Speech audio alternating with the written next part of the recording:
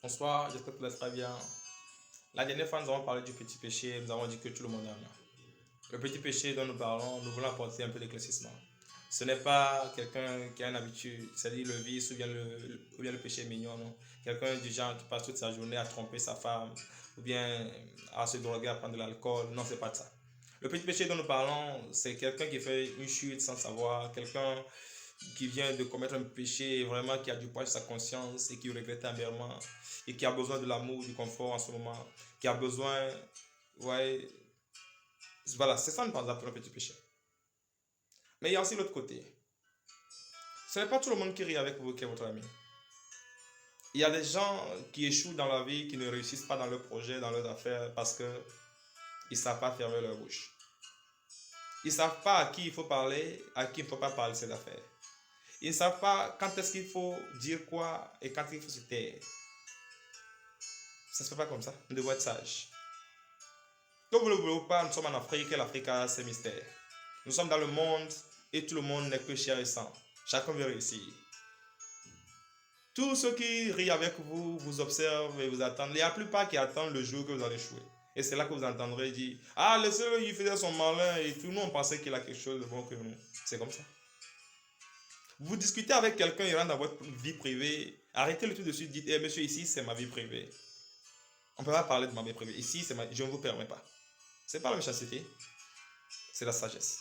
Écoutez, j'ai passé de l'argent à un ami et il m'a promis 2 semaines. Après 2 semaines, il ne m'a pas retourné l'argent. Un mois après, il n'a pas retourné l'argent. 2 mois, je suis allé le voir et dit, mais donne-moi mon argent parce que j'en ai besoin. Il dit, mais attends, toi tu travailles, on te paye, pourquoi tu viens me déranger? Ou bien on ne te paye pas. Attends, toi tu as quel problème au service? Je dis, mais attends, tu veux connaître ma vie privée? Ça, c'est ma vie privée, ça ne te regarde pas. C'est pas la méchanceté. Écoutez, arrêtez de louer votre vin, votre cheval, votre femme auprès des gens, auprès de tout le monde, parce que vous ne savez pas qui est qui. Je connais un monsieur qui doit voyager pour les États-Unis. À la veille de son voyage, il a été assassiné par ses amis. Arrêtez de parler de vos enfants auprès des gens qui n'ont pas d'enfants.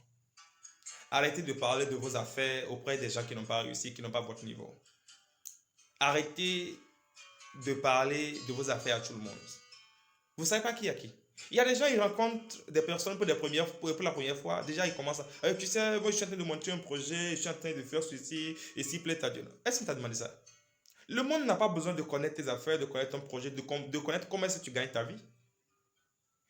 Vous commencez un chantier, vous commencez à parler à des gens, vous commencez à dire à des gens. Pourquoi?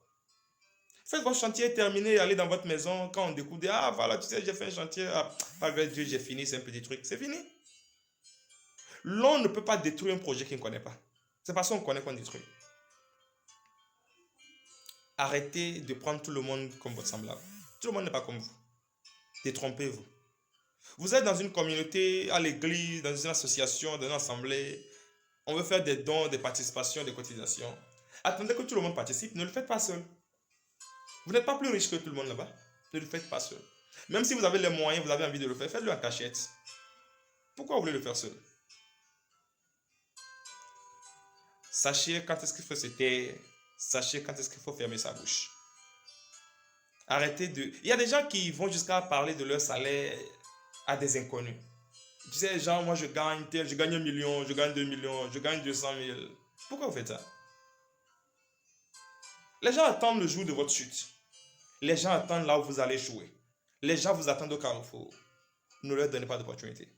Vous êtes dans votre service, vous avez des collègues, vous mangez ensemble, vous causez ensemble. La causerie doit avoir des limites. Vous ne devez pas aller au-delà. Vous ne devez pas rentrer dans votre vie privée. Vous ne savez pas qui est qui. C'est pas parce qu'il rit avec vous qu'il est de bonne foi. Il y a des gens, ils sont derrière vous, ils vous poignardent et après ils viennent vous demander mais pourquoi vous saignez. La plupart des gens sont comme ça. L'ennemi n'est pas forcément celui qui est en face de nous qui tient un couteau, non. Et notre adversaire n'est pas très loin de nous. Il y a des gens qui attirent sur eux-mêmes des malheurs, des envies par leur propre bouche. Faites beaucoup attention. Respectez la nature. Cachez vos secrets. Cachez vos affaires, cachez vos business. Faites semblant comme si rien ne va et avancez. C'est la vie qui compte. Merci beaucoup. Excellente soirée à vous. C'est M. Richard Trémy.